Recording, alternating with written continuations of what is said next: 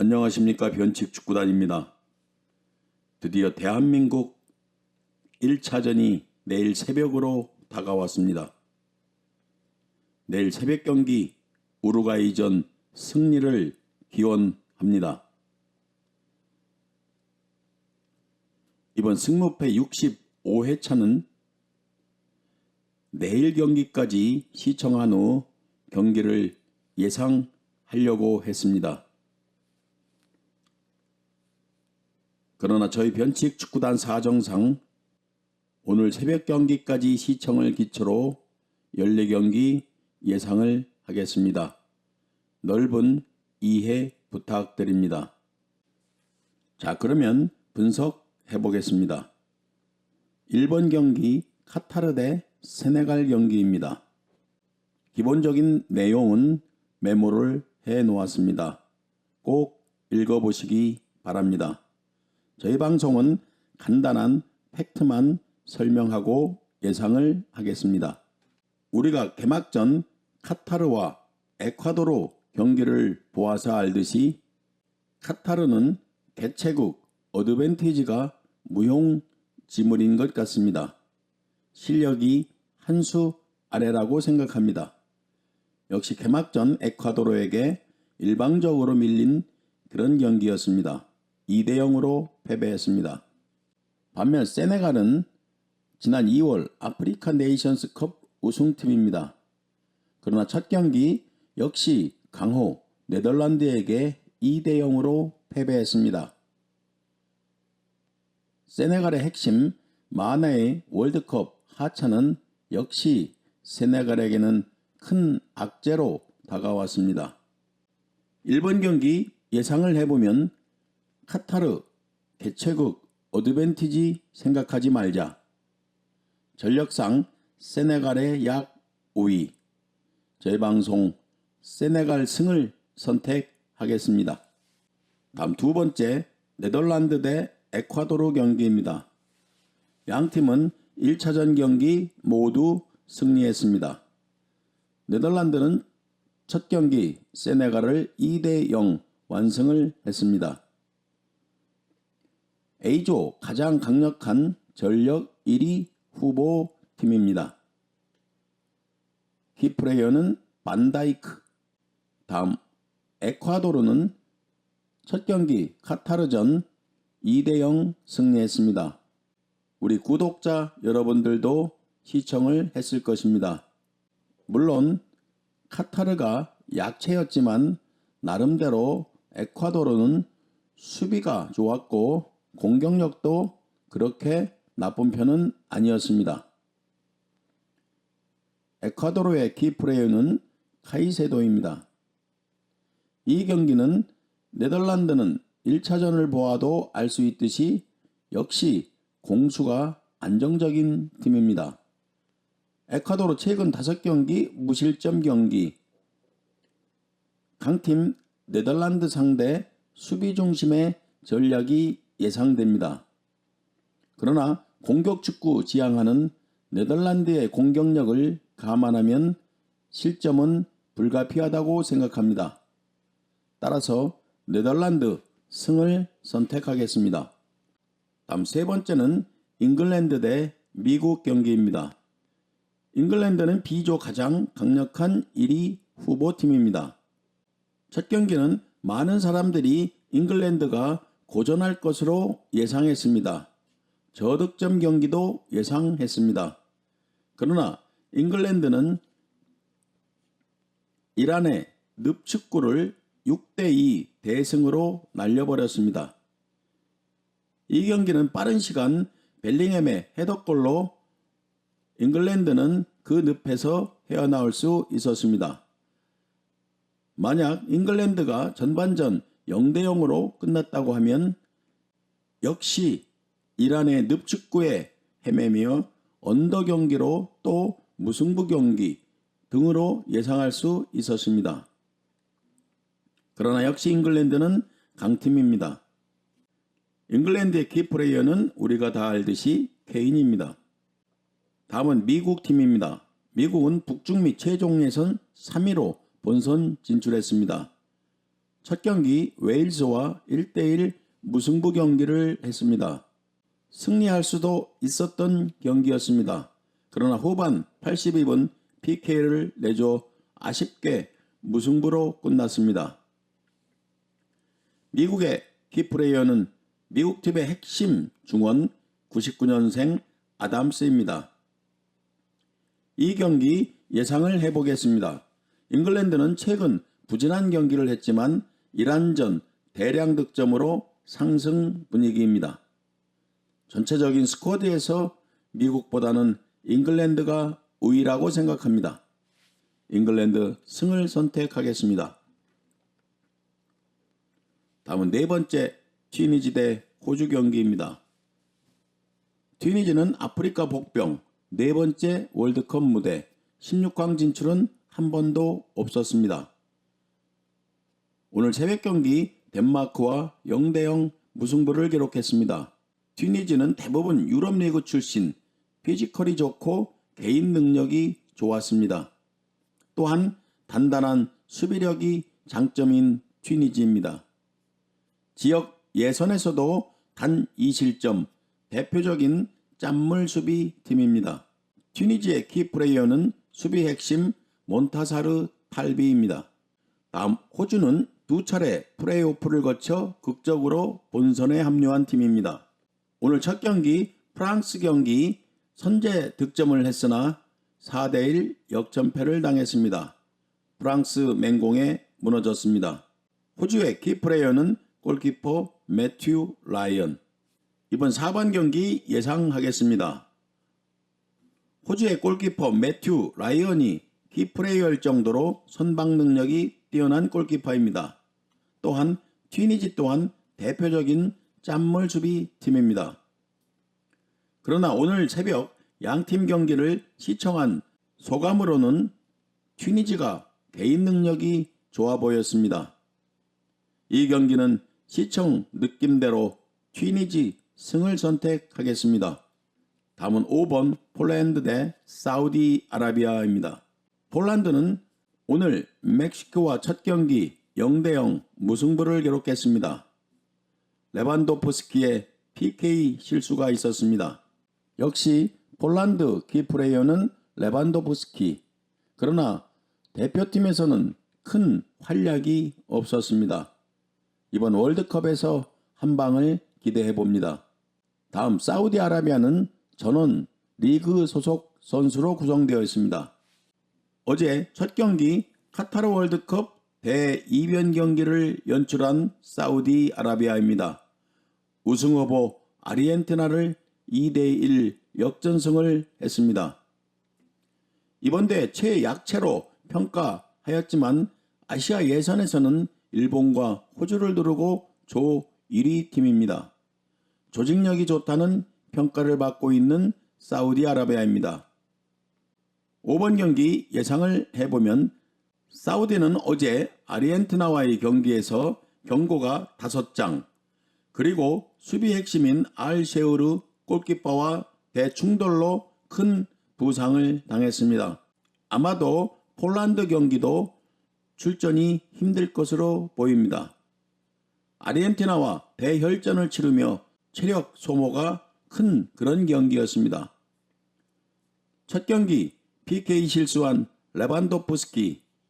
이번 사우디전 득점 기회가 있을 것으로 생각하여 저희 방송은 폴란드 승을 선택하겠습니다. 다음은 6번 프랑스 대 덴마크 경기입니다. 프랑스는 러시아 월드컵 디펜딩 챔피언입니다. 오늘 첫 경기 호주에 4대1 역전승을 거두었습니다. 그러나 프랑스는 벤제마, 포그바, 캉테, 은쿵쿠, 킴펜베 등 주전 선수들이 부상이 매우 많습니다.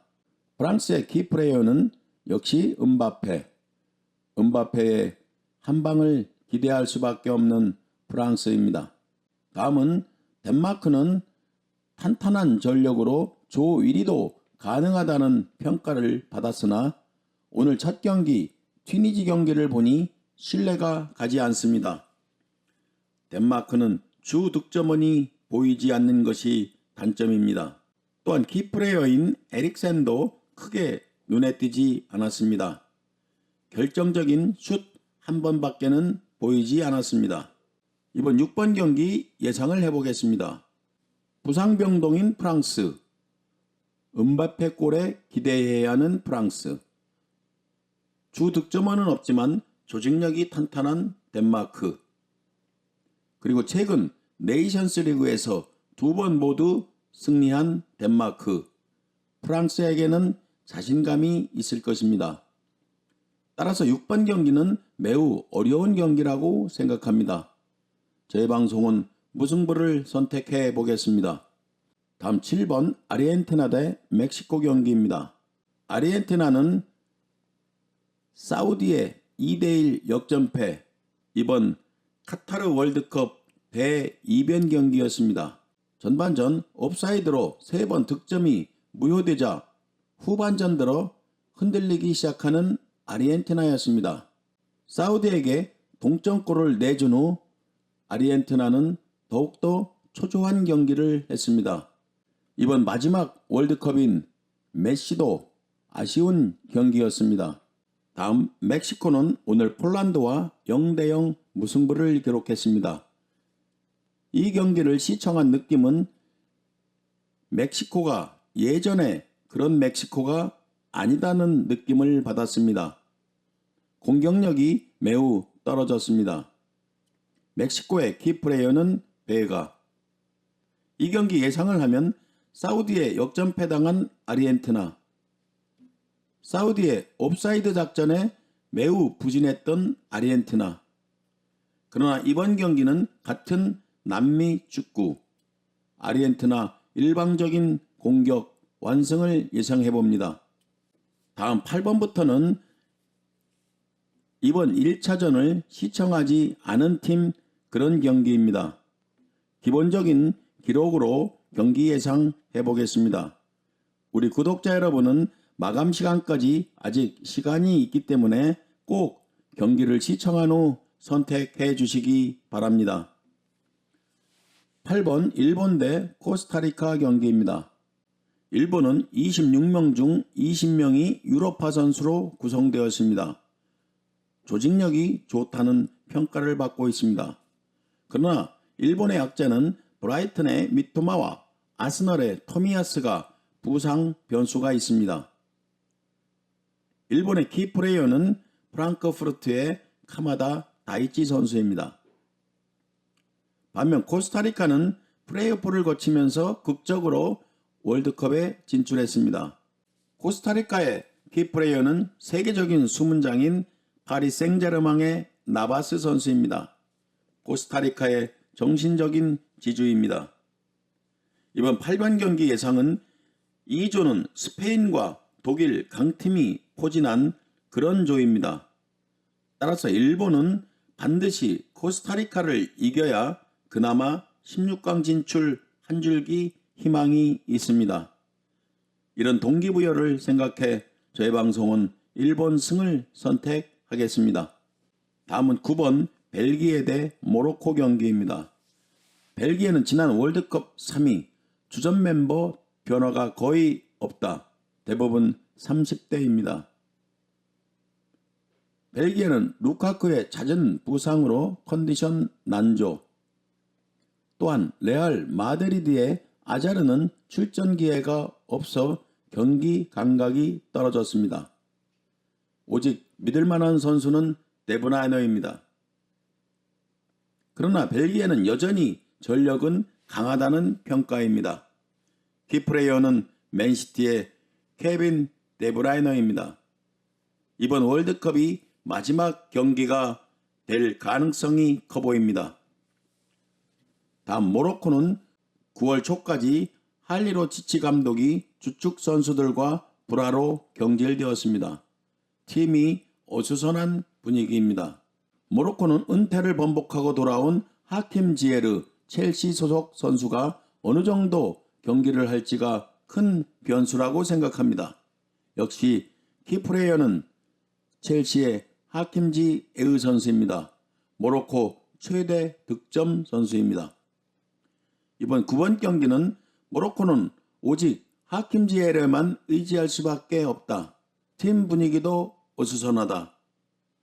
저희 방송 벨기에 승을 선택하겠습니다.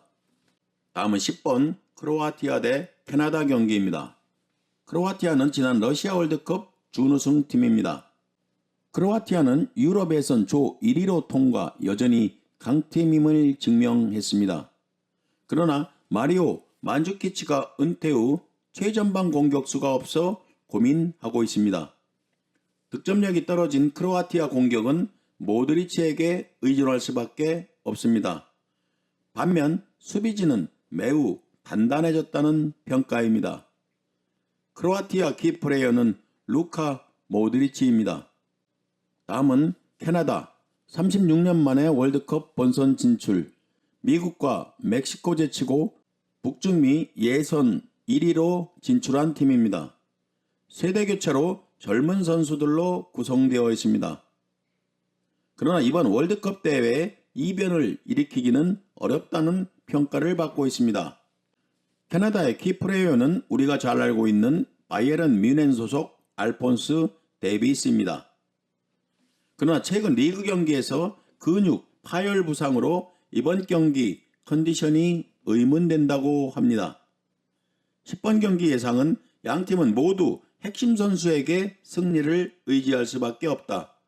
그러나 수비는 크로아티아가 매우 단단하다. 저희 방송 크로아티아 승 선택하겠습니다. 다음은 11번 스페인 대 독일 경기입니다. 세계 축구를 주름잡았던 무저감대 스페인, 완전한 세대교체에 성공했습니다. 2000년대생이 주축 라인업을 구성하고 있습니다. 우리가 잘 알고 있는 페드리, 맨시티의 토레스, 그러나 공격에 비해 수비가 약하다는 평가를 받고 있습니다. 스페인의 키플레이어는 역시 바르셀로나 페드리 선수입니다. 반면 독일은 지난 러시아 월드컵 대한민국에게 2대0 패배, 역대 최악의 성적이었습니다. 전차군단 이번 월드컵에 다시 도전합니다.